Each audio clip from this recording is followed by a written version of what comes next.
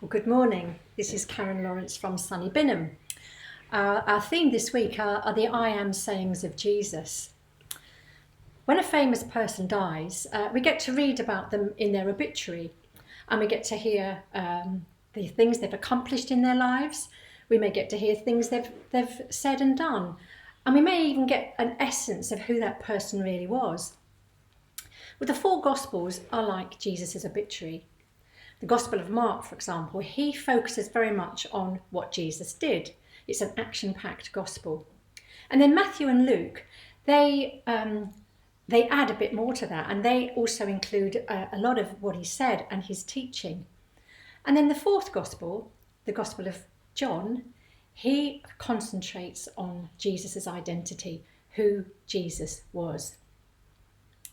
Now this morning we're reading from John 15, verse 1, where Jesus said, I am the true vine.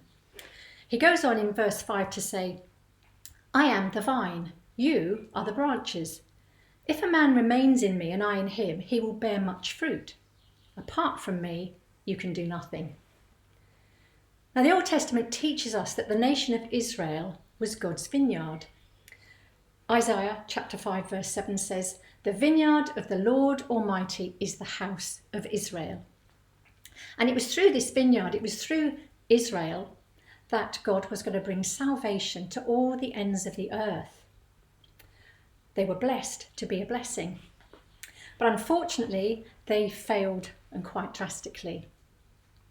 So when Jesus describes himself as the true vine, he was claiming to be what Israel had failed to be. And now salvation would come through him to all the ends of the world.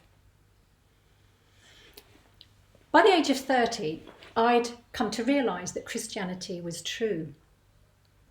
And for me, it was like a homecoming where I was reunited back into a relationship with Creator God through his Son, Jesus Christ, where God now sat enthroned on the throne of my life rather than me. When Jesus calls into himself, he doesn't just call us to live with him, he calls us to live in him. So you could say my new home now was, my new dwelling place was in him, in the true vine.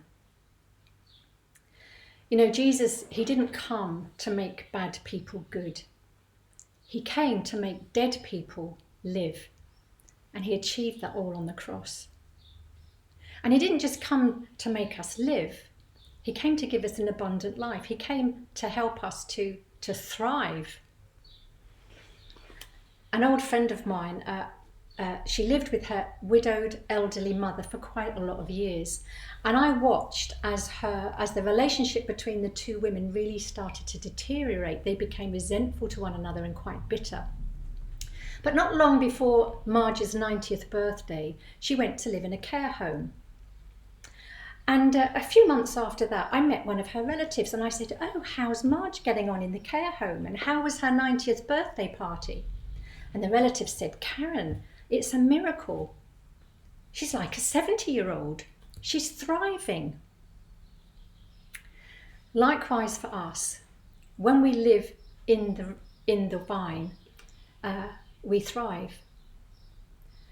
And like Marge, we don't add necessarily years to our life, but we add life to our years. And we are expected to bear fruit. We are expected to show signs of that life. I like to think that actually I'm quite a zealous Christian. I love talking about God, and give me an inch and I will take a yard. Sometimes I even wear myself out. Having said that, zeal does not bear fruit. The only thing that guarantees fruit bearing is when we remain in the vine, when we abide in the vine. The dictionary definition of the word abide is to remain, to stay, to continue in, to live, to dwell. So when we remain in the true vine, we cannot but live differently. We don't just act differently, we react differently. Why? Because we are different. I wonder how we're all reacting to this coronavirus. I wonder what difference it makes remaining in the vine to the way we act and the way we respond to this pandemic. A challenge, I think, for all of us as believers is to stay in the vine, to remain, to dwell, to abide in the true vine.